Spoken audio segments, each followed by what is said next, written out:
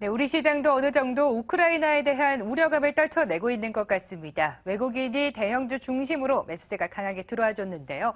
오늘 시장 전망 어떻게 해볼까요? 신한금융투자 PWM 여의도센터 최경균 PB팀장과 연결합니다. 안녕하십니까? 네, 안녕하십니까. 최현민입니다. 네, 우선 코스피가 어제 14거래일 만에 1970선까지 올라왔습니다. 정리 부탁드릴게요.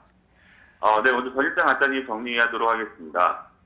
코스피 지수는 전일 해외 증시가 혼조세를 보였음에도 외국인 및 그 프로그램 순매수세가 유입된 데 힘입어 1980포인트에 근접하며 상승 마감하였습니다. 특히 오후 내내 지루한 강보합권에서 머무르던 코스피는 오후 들어 전기, 전자 업종을 중심으로 외국인이 강한 순매수에 나서며 지수 상승을 견인하였고, 외국인은 2거래일 연속 규모는 3,200억 수준의 순매수세를 보여주었습니다. 업종별로는 전기전자, 자동차 업종이 강세를 보인 반면 기계, 증권 업종은 약세를 보인 그런 하루였습니다. 일단 수급상 몇 가지를 좀 살펴봐야 될 것 같은데요. 어제 외국인과 기관의 순매수, 순매도 종목을 간단히 살펴보도록 하면은 외국인 같은 경우 삼성전자를 2,100억, 그리고 현대차를 540억 매수를 하였고요. 기관 같은 경우에는 코덱스 레버리지를 1,400억 매수, 삼성전자를 250억 매수를 한 모습이었습니다. 반면 외국인은 네이버를 730억 매도를 하였고요. SK 하이닉스를 380억 매도를 하였습니다. 그리고 기관 같은 경우에는 코덱스 인버스를 500억 매도한 그런 모습을 보였습니다. 외국인과 기관의 수급상으로는 시장의 추가 상승에 베팅하는 모습을 보여주었었는데요. 반면 중소형주 같은 경우에는 대형주 대비해서 언더퍼폼하는 모습을 보여줬습니다. 코스닥이 최근 4거래일 중 3거래일 외국인과 기관의 동반 매물이 출회가 되고 있는데, 금주 들어 미국 나스닥 시장을 비롯하여 상승 종목에 대한 차익 매물 출회 흐름이 나오면서 강한 상승세를 보이던 국내 중소형주에서도 유사한 흐름이 전개 중입니다. 업종별로는 반등과 하락 추세가 혼조된 모습을 보이는 그런 모습이었습니다. 간단히 강세 업종 같은 경우에는 이제 마찬가지로 태블릿 PC 시장 확대와 디스플레이 고해상도에 따른 수혜 기대감으로 LMS와 아바텍 같은 디스플레이 업종이 강세를 보였고요. 약세 업종 같은 경우에는 콘텐츠와 LED 관련주들이 약세를 보여준 그런 하루였습니다. 외국인이 최근 3거래일째 선물 시장에서도 순매수 행진을 이어나가고 있습니다. 코스피 추가 상승 기대해봐도 좋을까요? 네, 굉장히 좀 고민이 많이 되는 시점인 것 같습니다. 일단 먼저 말씀드리면은 결론적으로는 기존에서 말씀드렸던 중소형주와 그리고 낙폭과대 경기민감 대형주를 어느 정도 비중을 동시에 들고 가는 그런 투트랙 전략을 신중히 고려해야 할 시점이 아닌가 생각이 드는데요. 먼저 금주 최근 국내 증시를 보면은 우크라이나 관련 리스크가 재부각되었음에도 코스피는 반등세를 유지하고 있습니다. 이는 동일 악재에 대한 시장의 내성 강화를 의미하는 것이고요. 외국인들 입장에서는 저평가된 신흥국에 속하는 국내 증시로 자금이 유입이 되고 있는 그런 흐름으로 판단을 할 수가 있습니다. 근데 이제 이 수급 자체가 갤럭시 S5와 그리고 신차 소나타를 출시한 삼성전자와 현대차를 비롯한 몇몇 소수 종목으로 매수세가 집중되고 있어서 아직까지는 큰 의미를 부여하기는 어려운 상황입니다.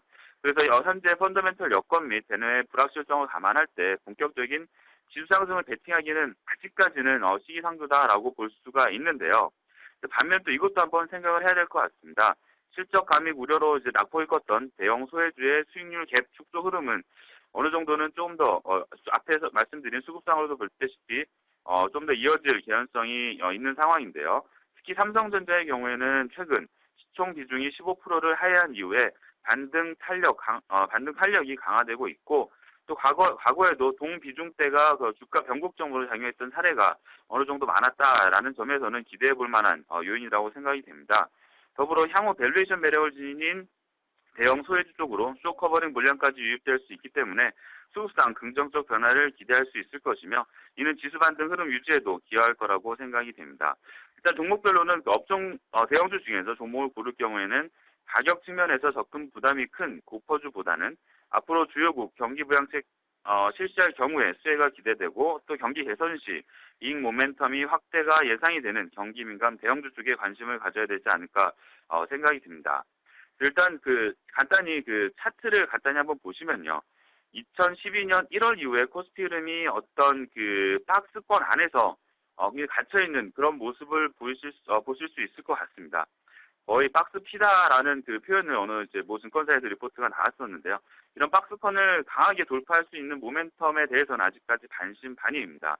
하지만 추가로 미국의 경기 지표와 중국의 경기 부양책 등을 저희가 살펴보면서 박스권 돌파 시도가 얼마나 모멘텀이 될지를 대응하면서 저희는 이제 판단을 해야 될 것 같습니다. 그리고 마지막으로 중소형주 같은 경우에는 최근 차익 실현 매물이 많이 나오고 있는데요. 이게 공포심이 어느 정도 그 대중을 쉽게 컨트롤할 수 있는 최고의 무기라고 많이 표현을 합니다. 공포심 앞에는 이제 대중이 판단력을 잃은 채 큰 흐름을 놓치게 되는데요. 추가 재상승을 위한 공포심 조장인지 혹은 실적 등의 실체를 파악해야 되겠지만요. 제 개인적인 의견으로는 중소형주의 이런 랠리는 QE3 양적 완화 이슈가 끝나는 이번 연말까지는 지속이 되지 않을까 생각이 듭니다.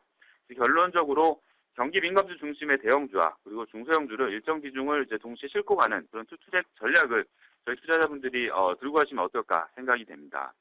시장 전망과 함께 대응 전략까지 꼼꼼히 세워주셨습니다. 신한금융투자 최경균 PB팀장과 함께했습니다. 고맙습니다. 감사합니다. 최영균이었습니다. 좋아하십시오.